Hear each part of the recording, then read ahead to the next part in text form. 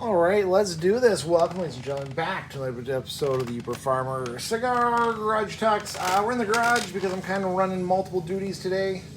Unfortunately, it's very beautiful outside. I would love to be outside smoking this cigar, but I have to monitor a camera because little man is sleeping. We got kids on the pool. We got kids mowing the grass, but we got to get this video in. So, what are we smoking? What are we drinking tonight? For this cigar, well, we have, where'd it go? I just put down there it is. Cane F. Cane F is the name of the cigar tonight. It should be tasting delicious. I'm liking it already. For the beer, from Upper Hand Brewery, we have Kippo Stout. Kippo being the finish for the ladle that you put inside your sauna. Uh-oh, little man might be awake. Hold on. We'll be right back. And we're back. Little man's doing good. He just woke up, needed his soothie. So Kippo, finish for ladle. Kippo Stout, I guess means the ladle you find inside the sauna. Excited to try this one. I have not had this one before. I think this is one of their new ones.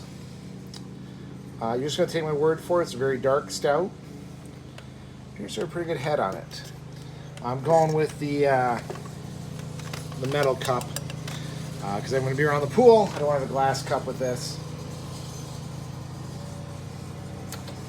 Well, that's interesting. That's much more of a coffee stout right there.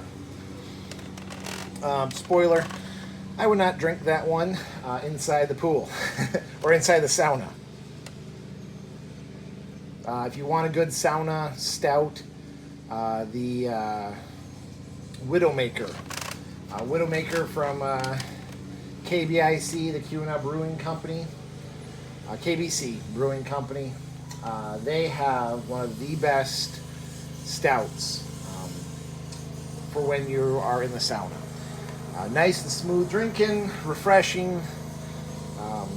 Really good. Highly recommend that one. If you're going to do a stout in the sauna, I think you need to go with the Widowmaker. So anyway, as you can hear, my son is driving by with his lawnmower. Hopefully he's not going to mow right next to me, but he probably will. For this episode, what are we talking about? You can tell from the title.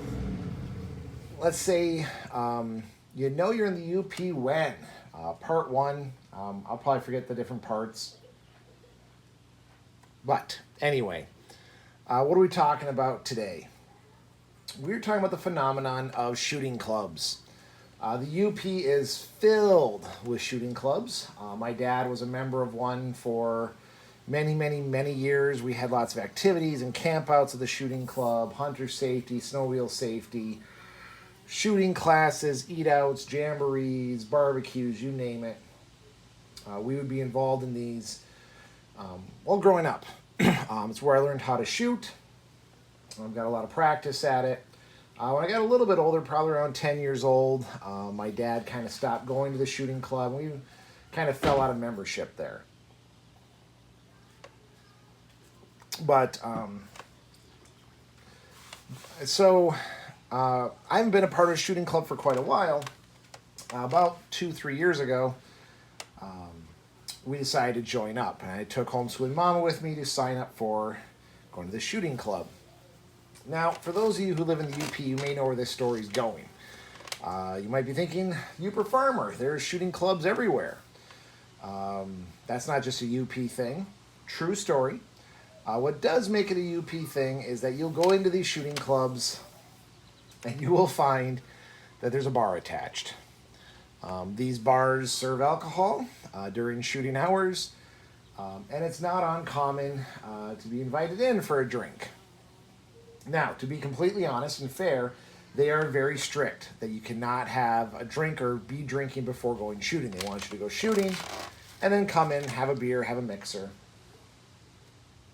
Well, I was reminded of this.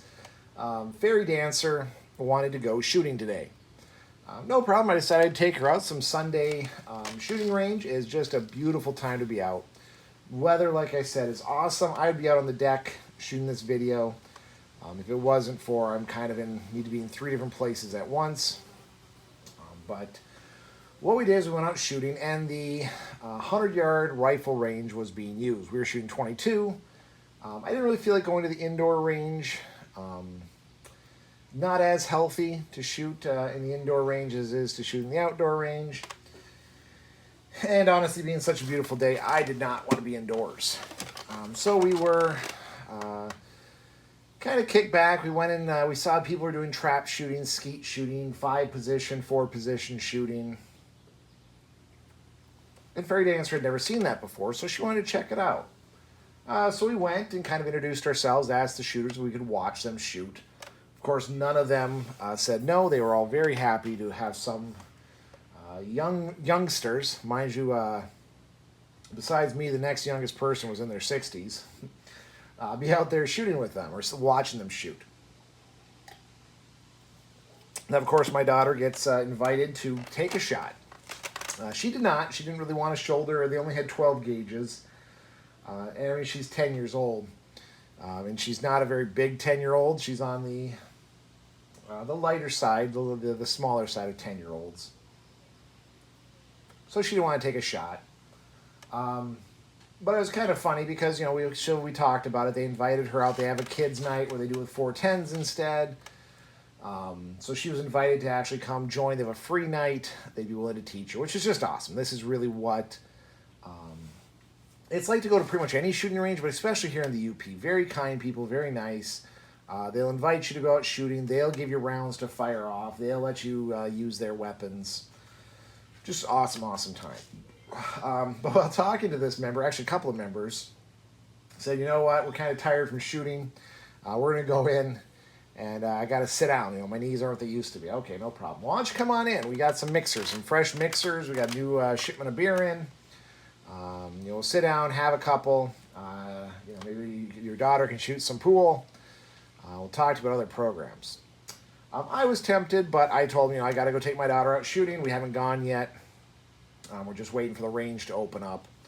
And so they thanked us. They did, you know, they said, of course, after we're done shooting, come on out to the bar that's attached to the shooting club and have a drink. I don't know many places in the United States that have shooting clubs that have a bar tied into them. This one is kind of fun. Not only is there a bar, but the indoor shooting ranges are right next to the bar. So you can shoot archery, you can shoot handguns, you can shoot 22s indoors. When you're done, walk on over, pour yourself a tall one, get a little bit of a mixer. That was very common growing up. Every shooting club I know of where I grew up, they had bars in them. They had drinking clubs with their shooting clubs. And honestly, I don't mind that. They are very self-regulating. You cannot be drunk or under the influence and go shooting at these places. They are very, very tight-shipped when it comes to this. You will not be impaired and go shoot at these clubs. They'll make sure of that. But it still is a thing, and it kind of creeps people out. It's something, you come to the UP, you move here, you stay here, you dive into our culture, you're going to run into. You're going to run into having beers at deer camp. You know, going shooting and going out to the bar. Going to a gun club that has a bar attached. That's how they raise a lot of their money. By selling drinks to their patrons. It is a weird, weird thing that when I look at, from having traveled the world now for a while, yeah, you don't see that many other places where you can kick back and have a beer and have loaded firearms around. But everyone's safe with it. Everyone's careful. No one's getting stupid drunk. No one is abusing alcohol and then going shooting firearms. It's not a thing. We have respect. We have common sense. We have knowledge. So yeah, it's something I believe is very Yooper. And I know there's other areas that have that too. It's not holistically uncommon throughout the United States, but you run into it all the time here. If you join a shooting club, get ready, folks, because you are going to probably have a bar in there. You will be invited to come get a drink or two, but you will be expected to behave while you're there. So anyway, that's one of the things you know you're in the UP when your shooting club has a bar attached. And you know you're at a UP shooting club when you randomly get invited to come get some mixers and some beers. because you know you're part of the family. You own guns. You have kids. You're from the area. You're now a member. I am a paying member, but that's what the lady told me. She's like, you've got a daughter who's interested in shooting. You come on in. It's supposed to be members only, but I'll vouch for you. That's what you find. Community, sense of respect, sense of belonging.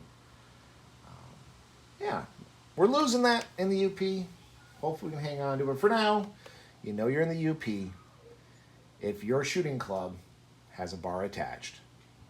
So anyway, folks, I hope you all are having a wonderful day. I hope you enjoyed your 4th of July. Hope you got to smoke some delicious cigars, drink some great beer.